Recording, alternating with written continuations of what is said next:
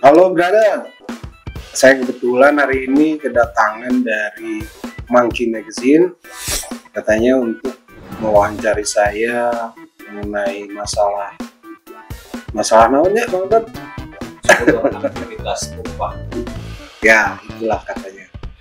Nah karena memang pas momennya jarang-jarang kita ngobrol kan Bang Dotnya, kita dokumentasikan nih sama Amin. Halo brother, sister. Brother nggak panggilannya ya? Ya culture. Brother culture. ya sok mangga Bang Dot.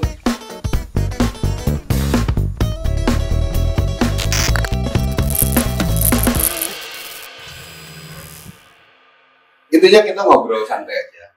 Ya. Kita ngobrol santai aja, kita diskusi. Sekaligus saya juga pengen banyak belajar nih dari Om Fahmi yang sudah hampir lebih dari 20 tahun mungkin ya, atau mau 20 tahun Om? 20 tahun ini mau 22 ya. Tahun ini udah lebih dari 20 tahun berkarya mengembangkan hasrat, motivasi dan curahan jiwanya dalam konteks custom culture, terutama di wilayah band stripe. Dan perkenalkan, saya Rudi Nur Saiman dari Monkey Magazine yang cita-citanya akan menjadi salah satu majalah yang rilis di Indonesia membahas tentang para painter-painter yang mudah-mudahan sih bisa seluruh dunia lah. Dan untuk yang edisi pertama ini, salah satu tokohnya adalah Fahmi Prigo.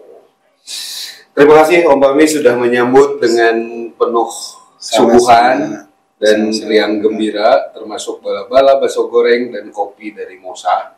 Ya, mudah-mudahan obrolan kita tidak sebentar nih, kayaknya pertanyaan banyak kok. Nah, Mangga gaskeun lah. Siap. Oke, kita mulai dari, kalau saya sih seperti biasa ngobrol sama banyak kawan atau sama banyak kolega. Saya pengen tahu dulu nih kehidupan Om Fahmi dari kecil teh ngapain wae sih gitu. Masih inget tuh mudah-mudahan masih. Mudah-mudahan masih ingat ya. Silakan. Dari kecil ya, Dari kecil kayak saya jadi harus flashback ya. Tara ngelamun zaman kan dulu menarik. gitu. Dari kecil sejauh ingat saya gitu ya, mungkin dari masa TK kali ya. TK saya di TK Angkasa.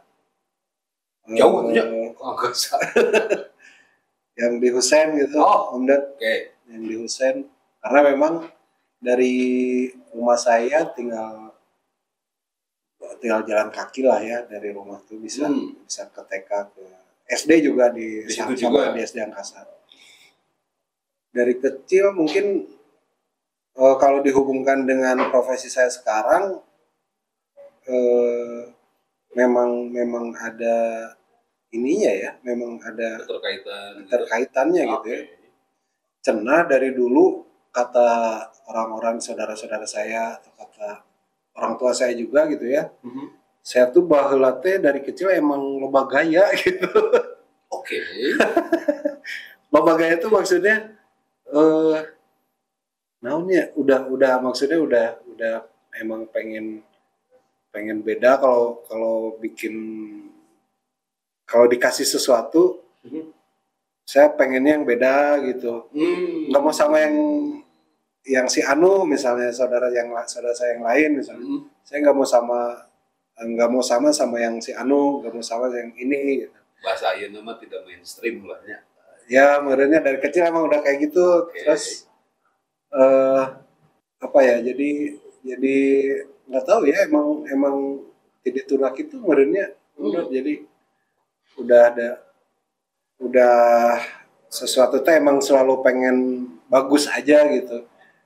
Dari cara berpakaian, dari barang-barang gitu. Jadi meren itu yang bisa ngebentuk saya kesini jadi apa ya, jadi pengen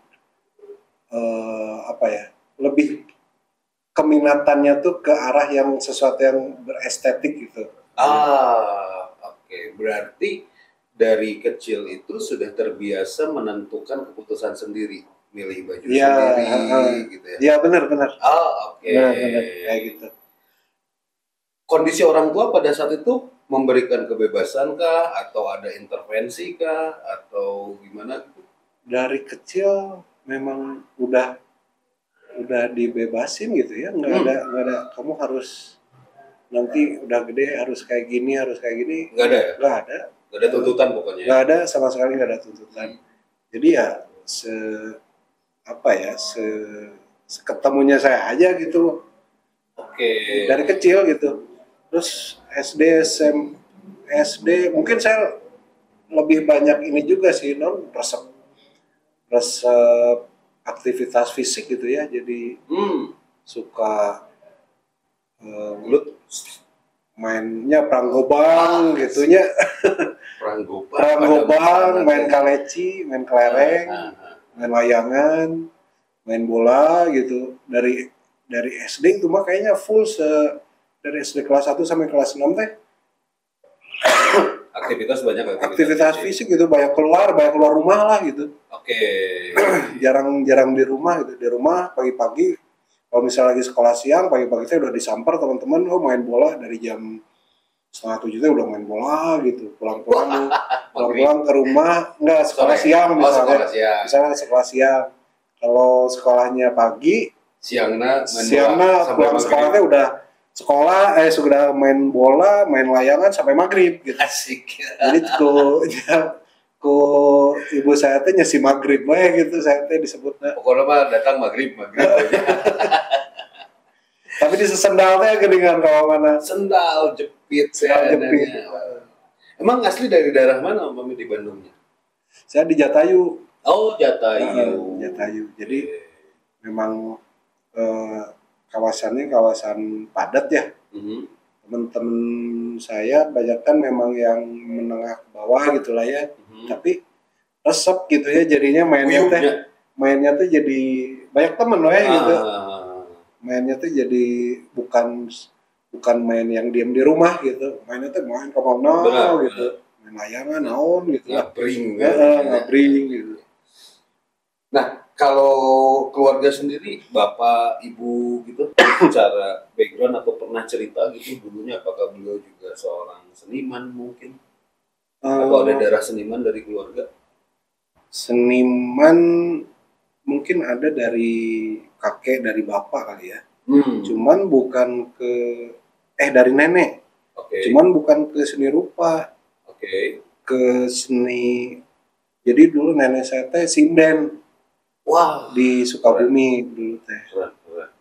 Nah, nurun ke anak-anaknya jadi pada pintar nyanyi gitu. Sekolah vokal lah ya. Iya. Jadi bibi saya gitu, adik-adik dari bapak saya itu banyak yang jadi penyanyi gitu. Terus bapak saya juga suka nyanyi, suka gitaran di rumah gitu ya. Terus kalau dari pekerjaan ke sipil ya bapak saya teh, jadi mungkin kalau gambar nggak terlalu gimana gitu ya, karena lebih banyak gambar teknik gitu. Mungkin digabung sama kalau ibu saya mungkin ada rada seninya juga ya, karena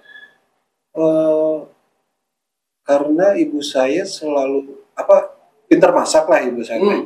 Masak segala macam masakan, baik masakan dapur atau kue juga gitu. Kue teh namanya istilahnya pastry gitu ya. Pastry. Nah, bikin pastry juga pintar ibu saya teh. Kalau menghias kue teh pakai apa teh? Semprit dengannya. Semprit no renda-renda teh gituan gitu. Jadi kemarin tangan saya mungkin dari ibu saya juga mungkin ya, karena ibu saya teh kalau bikin kue-kue itu teh lek-lek gitu.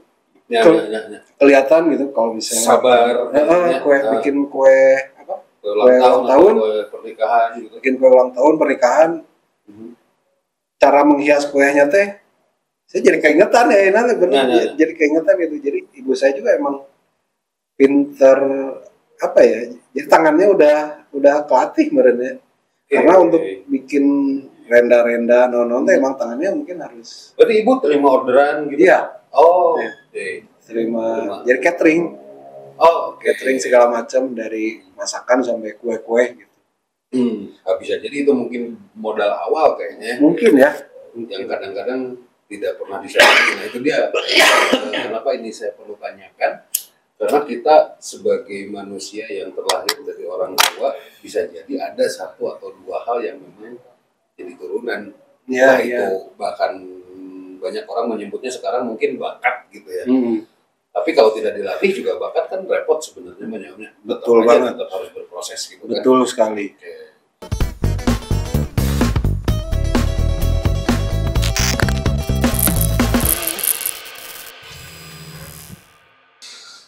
Oke, kita lanjut lagi Om Fahmi obrolannya. Nah, sekarang ini kan tadi di awal juga sudah disampaikan sudah lebih dari 20 tahun berkarir dalam bidang custom culture khususnya untuk painter dan sangat spesifik lagi ke wilayah pinstripe. Sebenarnya apa sih yang memotivasi di awal gitu Om Fahmi itu bisa masuk ke ranah custom culture, terutama memfokuskan diri ke pinstripe itu sendiri? Jadi kalau dirunut ke belakang gitu ya, sebelum saya bikin free flow itu saya kerja di satu studio, mungkin dulunya disebutnya Airbrush gitu ya, namanya Archie Design. Ya. Nah dulu kalau mundur lagi ke belakang, saya sebelumnya sempat kerja juga di Jakarta, di studio konsultan desain. Saya di situ kerja sebagai desainer. Hanya di situ kerjanya hanya di belakang komputer aja. Jadi desainer lah, desain grafis gitu. Periklanan atau ke percetakan? Percetakan. Tapi periklanan juga ada. Saya sempat mendesain satu iklan lah gitu yang akhirnya bisa dimuat di media kayak koran dan lain-lain. Cuman ternyata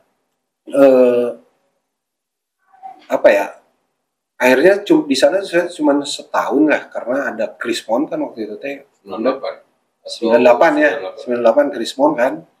Saya tuh dirumahkan dulu dari Jakarta, dari kantor itu karena kondisi tidak memungkinkan.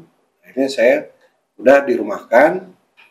Ketika saya pulang ke Bandung, saya ketemu sama paman dari teman saya, teman lama saya lah gitu. Teman saya itu namanya Susan, punya pamannya itu punya studio. Nah, Airbrush itu Archie Design namanya. Nama pamannya itu Om Uci. Nah, Om Uci kebetulan waktu itu perlu ada orang yang bisa ngebantu. Akhirnya karena saya tertarik, ternyata saya itu lebih tertarik yang hands on gitu. Yang memang yang memang bikin karya tuh emang yang bukan mesin atau bukan komputer gitu, bukan digital, memang manual tangan gitu. Nah, ternyata saya lebih tertarik ke situ. Ketika saya ditawarin, dengan senang hati saya masuk akhirnya ke situ. Keluar dari Jakarta? Dari Jakarta memang lagi dirumahkan. Tapi memang beberapa bulan kemudian mereka memanggil lagi. Mereka manggil saya untuk lanjut lagi ke Jakarta, tapi nggak saya ambil akhirnya karena saya lebih tertarik ke itu kerjaan yang seperti itulah. Gitu. Waktu itu apa yang di Airbrush? Si Archie Design ini kebanyakan yang dikerjakan adalah helm-helm para pembalap nasional waktu itu. Jadi kayak Andana Nicola, Roy Suprapto, pembalap zaman dulu lah, tahun 90-an. Terus Roy Haryanto. Jadi Archie Design ini sudah dikenal di kalangan para pembalap gitu, pembalap go-kart, pembalap motor, mobil gitu ya. Ya kebanyakan di mobil ya. Kebanyakan di mobil. Nah, dari situ di tempat itu saya belajar mengenai teknik painting gitu. Airbrush dan painting. Jadi saya tahu nih akhirnya proses painting yang betul itu seperti apa tuh di situ saya belajarnya. Sama Om Uci gitu saya belajar. Dan lalu mengenai airbrush, terus grafis buat balap ya. Grafis untuk balap juga saya terasa di situ gitu. Kebetulan saya memang waktu itu lebih sukanya kalau misalnya membuat karya tuh selalu apa ya, pattern, pola gitu. Apa tulisan gitu. Jadi jauh dari ilustrasi, dari apa kartun, saya nggak ke sana gitu. Lebih sukanya kayak gitu. Dan di situ saya terasa banget di Archie Design. Di sana saya hampir 5 tahun saya di sana. Lumayan. Sampai akhirnya saya mulai ngerasa saya pengen lebih berkembang lagi nih. Jadi di situ kayaknya udah mentok gitu semua yang saya pelajari, yang saya ilmunya tuh kayaknya di situ nggak ada apa, saya pengen upgrade lagi nih. Kayaknya masih banyak skill atau trik-trik lagi yang bisa saya pelajari nih. Akhirnya dengan berat hati waktu itu saya minta izin ke Om Uci untuk keluar waktu itu. Pas di tahun 2002 akhir mungkin ya waktu itu. Saya akhirnya sendiri keluar. Saya nggak langsung membuat free flow gitu ya, tapi ngeriah gitu. Berkarya lah pokoknya. Bikin saya ngerubah. Saya dulu rumah tuh kan di daerah gang-gang gitu kan. Saya punya kamar tuh di atas, di loteng lah. Nah kebetulan waktu itu kamar sebelah saya, kamar adik saya itu kosong karena adik saya kuliah di Cilegon. Kamar adik saya minta izin ke adik saya dirubah jadi ruang chat. Kamar adik saya dirubah jadi ruang chat. Nah kamar saya sendiri jadi kayak studio gitu. Buat drawing. Buat memotif lah, prepare untuk painting, untuk disemprot di ruang chat gitu. Sebesar mungkin kamar saya setengah ruangan ini kali ya. Sekitar 3x4 meter. Ya, dan ruang chat itu kamar adik saya sepertiganya, mungkin lebih kecil lagi. Tapi ya karena apa ya, saya nggak berpikir nanti suatu saat akan besar atau akan jadi maju atau apa, enggak, saya nggak berpikir ke sana. Pokoknya saya senang aja ngerjain itu gitu, Mang Dan. Saya senang aja gitu ngerjain sesuatu. Saya juga suka motor waktu itu. Emang dari dulu ya, dari dulu saya udah suka motor. Jadi istilah nama pas kerja di Archie Design itu saya udah, saya pengen ngerjain motor nih. Benar bisa ngelampiasin banyak. Waktu itu saya kerja di Archie Design hanya helm aja terus. Saya karena motor pengen ngerjain motor gitu. Sebentar Om Fahmi. Ya.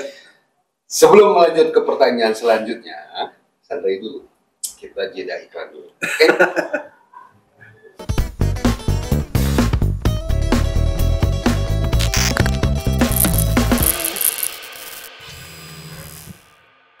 Ada 2 kejadian penting sebenarnya dari proses Om Fahmi dari mulai kecil sampai dengan ke era tahun awal-awal 2000-an. Ya. Yang pertama tadi kesadaran terhadap orang tua yang terbiasa belajar dari proses membuat kue pengantin, kue ulang tahun. Jelas itu adalah satu hal yang bisa jadi melekat sampai dengan sekarang di diri Om Fahmi. Yang kedua itu adalah pada saat proses adanya turning point dari cara berpikirnya Om Fahmi ketika bekerja di sebuah agensi desain lah katakanlah seperti itu di Jakarta. Kemudian terhambat oleh yang namanya krisis 98 di mana hampir separuh dunia pada saat itu mengalami krisis dan Indonesia menjadi salah satu bagian yang terimbas dari krisis 98. Sampai akhirnya harus hijrah dari Jakarta ke Bandung dan bertemu sama Pak Uci Om Uci bertemu sama Om Uci, kemudian diberikan kesempatan untuk memberikan mengimplementasikan karya-karyanya Om Fahmi, kebebasan Om Fahmi dari sisi dirinya yang ternyata berkaitan dengan hasratnya sendiri yang punya ketertarikan tersendiri terhadap kendaraan, salah satunya adalah motor. Iya. Ya bukan hal yang mudah untuk bisa mencapai kepada titik itu sebetulnya. Pasti adalah perjalanan dan proses yang panjang, selain ada faktor luck di sana ketemu sama kolega dan Om Uci tadi. Gitu ya.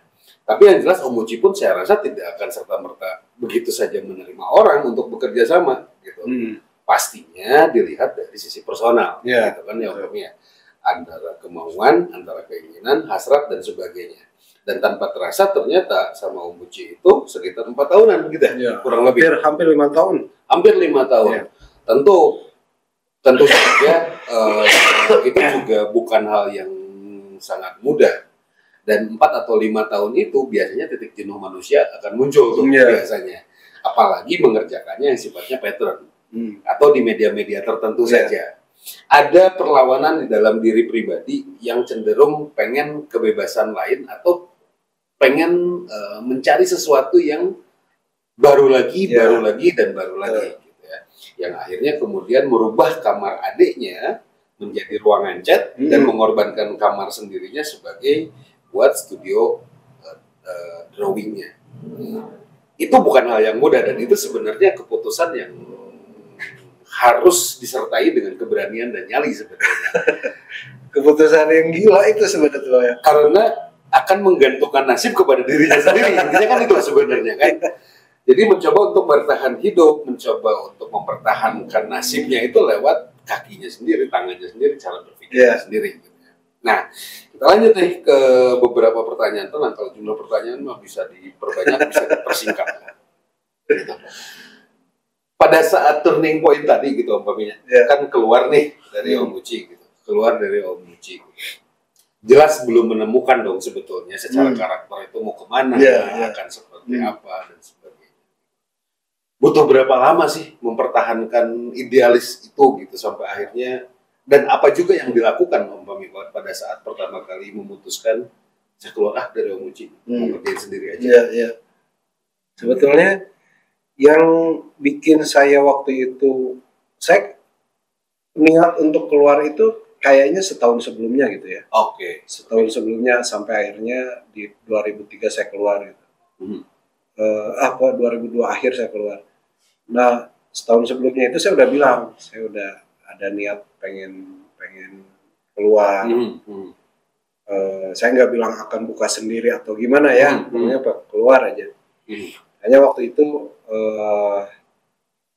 Om Uci kaget juga gitu karena dia sudah bergantung gitu ke sudah nyaman, ke sosok saya gitu, merasa terpenuhi lah segala macam kebutuhannya lah. Betul. Nah, yang bikin saya bertahan itu karena saya tidak tega itu untuk meninggalkan Om Uci gitu. Sampai akhirnya karena saya udah nggak tahan nih, udah pengen bikin sesuatu yang berbeda yang lebih lah. Saya pengen belajar lebih nih. Saya pengen ngerjain. Kalau medianya istilahnya motor nih, yang kebayang sama saya tuh kan motor tuh top levelnya tuh adalah Harley gitu. Saya udah pengen nih, jadi mimpi yang saya waktu itu setiap hari angankan teh, saya pengen ngecat di motor Harley gitu. Itu teh kayaknya waktu itu udah wah ini teh itu yang harus yang pengen saya kejar teh itu gitu. Saya belum mikirin bayarannya, dapat uangnya berapa, apa dibayar berapa itu enggak. Pengen berkarya aja di motor gitu. Ya sampai akhirnya udah nekat keluar. Dan ketika saya memutuskan keluar, saya enggak berdiskusi dengan siapapun. Asik. Enggak meminta saran dari siapapun ya. Atau curhat lah gitu ya ke siapapun gitu. Orang ya halusna kumaha ya, orang yang keluarin enggak. Emang nekat aja sendiri gitu. Karena kayaknya ini yang benar nih gitu. Berarti tabungan udah aman dong pada saat itu? Enggak. Enggak. Enggak juga. Saya waktu itu maksudnya di Archie Desain itu, maaf ya bukannya mengecilkan, tapi untuk bujangan seperti saya waktu itu masih umur berapa ya, 19-20an lah gitu. Ya alhamdulillah lah, cukup lah gitu ya buat main, buat ngasih sedikit ke orang tua gitu, buat jajan dan lain-lain gitu. Cukup lah gitu. Cuman untuk menabung dan membuat bikin modal untuk sebuah usaha susah, masih kurang. Tapi saya bertekad aja gitu, pasti bisa gitu. Dan mungkin waktu itu saya punya nggak tahu, Bang, pede weh gitu. Pede weh gitu, padahal duit belum tentu bisa dapat lagi gitu bulan depan gitu ya. Itu resiko yang akan dihadapi kan. Tapi itu sama sekali bukan jadi hambatan buat saya akhirnya membawa keputusan itu gitu. Yang paling berat buat saya waktu itu mungkin akhirnya bapak saya tahu gitu kan, saya keluar dari situ teh. Bapak saya tahu saya keluar, itu yang paling hariwang gitu. Ya, udah jadi naon ya. Kebayang kan udah. Ini anak mau kemana ya? Kerjaan di Jakarta nggak diambil lagi. Udah dapat kerja di Archie Design di Bandung, kakak keluar. Jadi naon ya. Itu yang paling saya lihat dari ekspresi orang tua lah.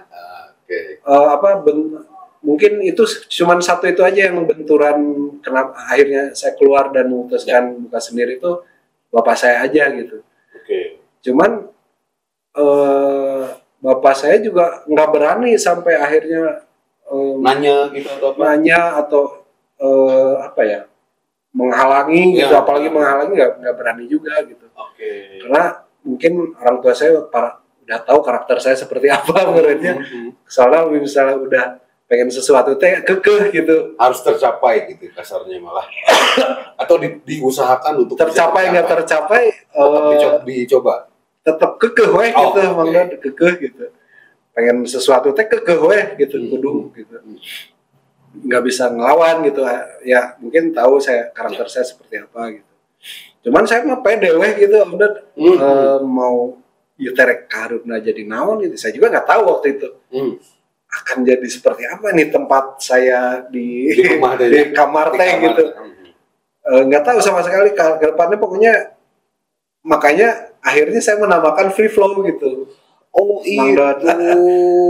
Orang mah mengalir weh gitu, bebas weh gitu.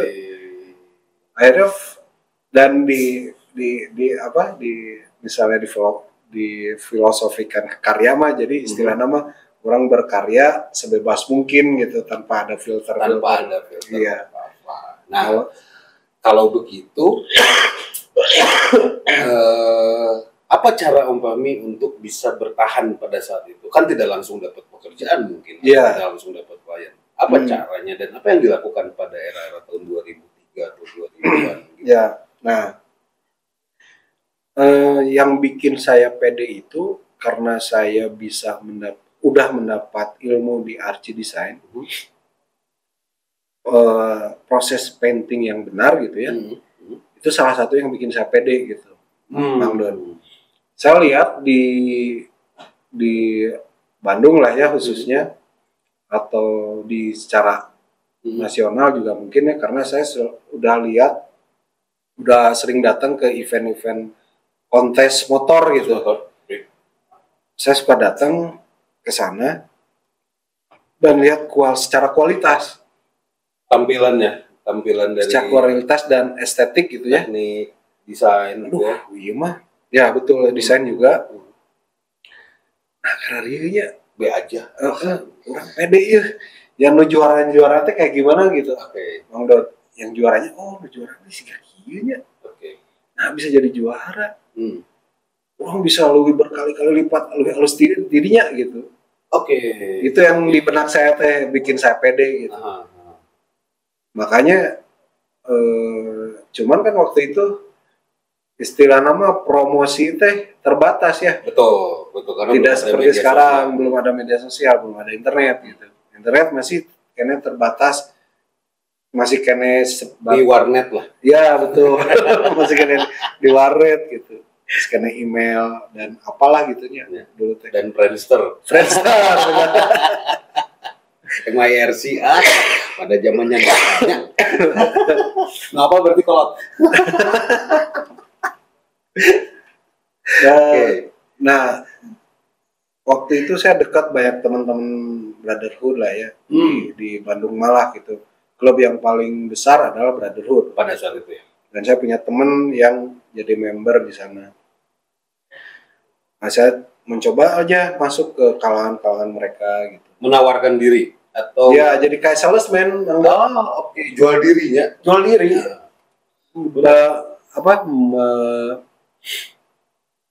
Bermodalkan hasil-hasil kerjaan lo di print ya gini. Ya. Bukan di print, dicetak, lalu dimasukin ke album foto. Asik. Album foto. Gitu ya.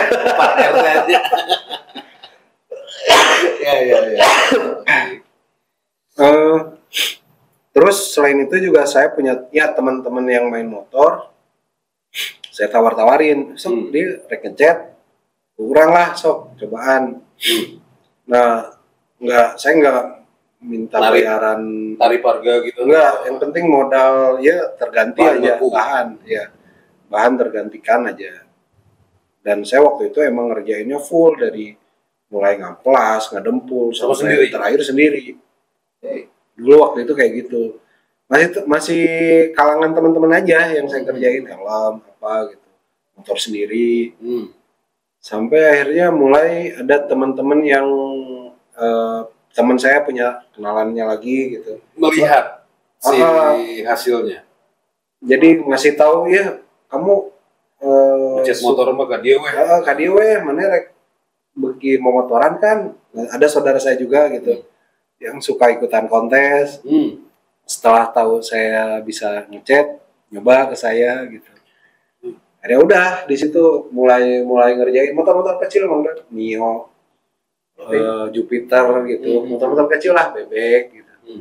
CB, ya teman-teman sendiri lah, kawan-kawan sendiri mulai saya kerjain sambil waktu itu saya ikutan. Ada waktu itu Kelpi tahun 2000. Ya masih ada tahun 2004-an lah. Kelpi bapaknya Chandra. Otomotif ya, itu acara-acara otomotif ya. Jadi dulu kalau event otomotif ya di Bandung yang ngadain Kelpi. Ya. Cuman masih umum gitu. Ya. Ada mobil, ada motor. Ya betul. Istilah custom culture masih belum teridentifikasi lah ya pada saat itu. Lalu ada lagi satu kejadian yang lucu ya. Itu mungkin yang bikin saya percaya. Itu ada keyakinan buat saya pribadi gitu. Dan kalau kita udah yakin pada satu hal gitu ya, tinggal nunggu waktu itu mah gitu. Lu penting ngelakukan banyak. Tinggal nunggu waktu itu pasti kejadian. Nah, ini saya jadi keingetan lagi. Waktu saya masih di Arci itu, setahun sebelum saya keluar, saya suka beli tabloid otomotif gitu ya. Motor Plus gitu. Nah, ada artikel yang memperlihatkan, ada yang menampilkan berita First Indonesian Custom Contest, chopper contest di Jakarta. Jadi itu kontes pertama di Indonesia tuh, kontes chopper pertama di Indonesia di Jakarta. Nah, di situ ada yang juara satu best paintingnya itu dari Bandung. Nah itu yang bikin saya tertarik tuh. Motornya motor Harley custom, udah di custom. Itu yang jadi trigger. Salah satu trigger. Nah, saya bilang ke dalam diri sendiri gitu. Mate yang ini sih kaki ya. Ngecek mate yang urang ya nuka. Terus ke kontes eta gitu. Iya. Motornya Harley gitu, di custom. Nah, enggak lama dari situ, beberapa bulan dari situ ada event di Braga kalau nggak salah, yang ada ini Brotherhood. Motor eta teh aya dipajang. Di pinggir jalan lah di Braga. Saya datang waktu itu, Saya datang waktu itu, oh iya, ini motor yang di Motor Plus teh, deketin, terus saya perhatiin semua detail-detailnya. Si Gaki bisa juara, bisa best painting. Hanya saya tambah pede itu teh, karena punya modal kan sebelumnya, karena punya ilmu gitu maksudnya. Ini saya bisa berkali-kali lipat lebih halus lah gitu. Nah ini Nuki bisa best painting, itu bikin saya pede gitu. Nah pas waktu udah di rumah itu, saya jadi salesman gitu kan, udah bengkel-bengkel saya datengin. Nah salah satunya bengkel yang di Leuwi Panjang. Dulu teh bengkel member dari Brotherhood juga, Mang Bes namanya teh. Bengkelnya juga di chat gitu, best gitu, best custom atau best naonnya ya lupa ya.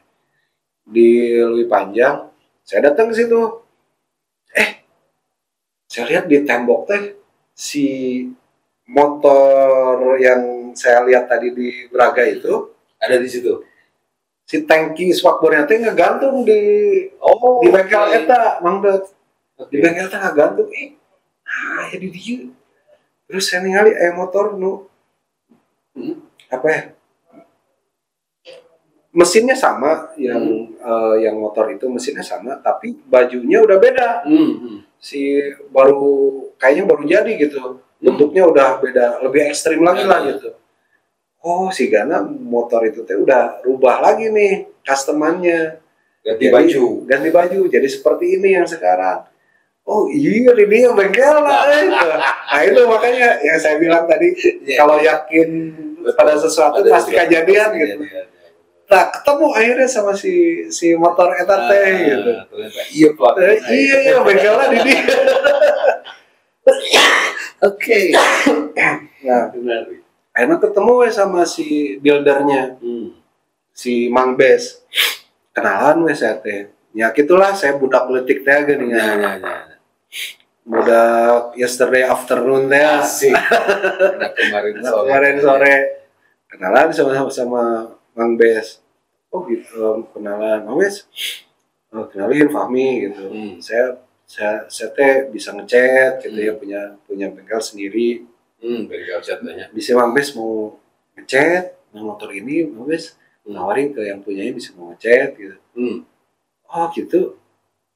Bisanya emang sabaraha biasanya bahasa itu langsung kalau harga atau ini. Ini saya BS aja cuma. Beneran rek dicat. No iya ge rek dicat ya. No ieu teh punya Rudi. Ieu teh emang pas udah jadi body bajunya teh rek dicat ya, tapi eta mah langsung kan bobana nu punya teh ieu teh Rudi, ieu teh Rudi polisi cuma. Nah, nu urang itu aya BSA rek dicat bisa sabaraha? Salah 500.000 sok. Oke. 500.000 waktu itu Bang dan itu teh tekor. Nah, terus Mang Bes itu bisa mau akhirnya dicat sama saya, dia ngelihat contoh cat. Jadi saya tuh dulu pakai CB 125, tapi udah hasil ngecat sendiri, cuman udah rubah kayak trail gitulah. Dia lihat tangki saya gitu, halus deh. Nah hasil catan di tangki saya itu teh jadi alat marketing. Benar, karena dulu mah kualitas zaman itu ya, waktu saya awal bikin Vivlo itu, kualitas painting apalagi di motor-motor custom, motor-motor klasik itu pun tanya secara kualitas jauh pisan gitu. Nya jelek lah gitu ya. Ketika ngelihat punya saya teh ya heran lah ya, karena saya prosesnya benar gitu. Heran lah, warnanya keluar lah, simple lah, klasik lah. Jadi emang eye-catching pisan gitu. Akhirnya itu bikin Mang Bes itu langsung menawarkan BSA-nya untuk dicat sama saya gitu. Nah, akhirnya saya sebetulnya ngincernya si motor eta tah. Nah, yang kesekian kalinya saya datang, pamprok lah, ketemu sama yang punya motor juara tadi. Yang oh iya bukan ketemu PDW saya menawarkan diri, saya udah bikin kartu nama lah gitu. Asik. Kan ngeprintnya di Rindo lah. ngeprint di mana ya? Kan bisa mau ngechat, ini di saya bisa kartu nama saya. Oh gitu. Tapi dengan aku namanya. puntennya dulu ya masih kayak gitulah. Nyamperin mana saha gitu kak saya teh gitu. Aduh, saya mah udah punya ikatan naonnya dulu teh. Udah kayak brother lah ini. Kalau saya ngechat ke si Anu lah gitu. Salah satu member dari brother juga gitu. Saya udah langganan ke saya dulu juga kan saya painting ini teh di Jakarta kayak gitu. Oh gitu. Ya udah apa. Emang bisa contohnya mana? Itu motor saya kan. Ya. Tinggal take you. Oh ya. Nggak langsung mengiyakan gitu. Ya. Masih menolak lah untuk saya kerjakan. Udah weh. Tapi dia ambil kartu nama saya. Gitu. Nah, ternyata nggak beberapa hari dari situ gitu ya. Akhirnya nelpon. Udah bisa datang ke bengkel ke base. Oh siap, langsung weh. Dijuk-juk langsung ke itu. Ketemu weh. Mi bisa pinstriping tuh. Oke.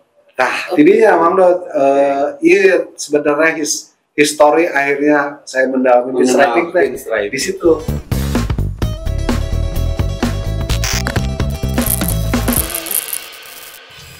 Jadi si calon klien saya itu yang emang udah saya incar dari tabloid gitu akhirnya ketemu langsung.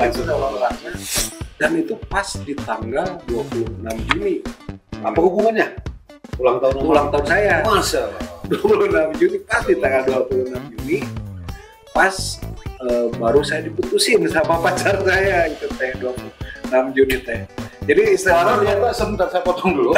Tragis tragis tapi berkah. Tapi berkah.